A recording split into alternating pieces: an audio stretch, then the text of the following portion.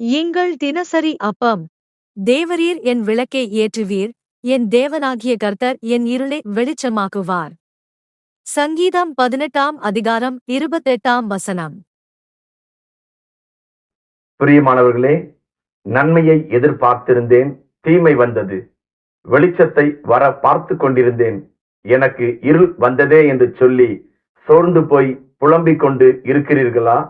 கலங்காதீர்கள். உங்கள் வாழ்க்கையில் பெரிய வெளிச்சம் உதிக்கப் போகிறது.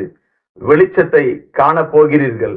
இருளுக்குள் மறைந்து கிடந்த உங்கள் வாழ்க்கையில் வெளிச்சம் உதிக்கப் போகிறது.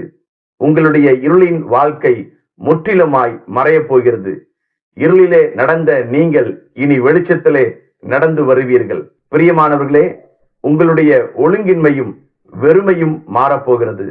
யெகோவா தேவனே உங்களுடைய விளக்காயிருந்து உங்களுக்கு முன் இருக்கும் இருளை ஒளிமயமாக்குவார். ஆமென்.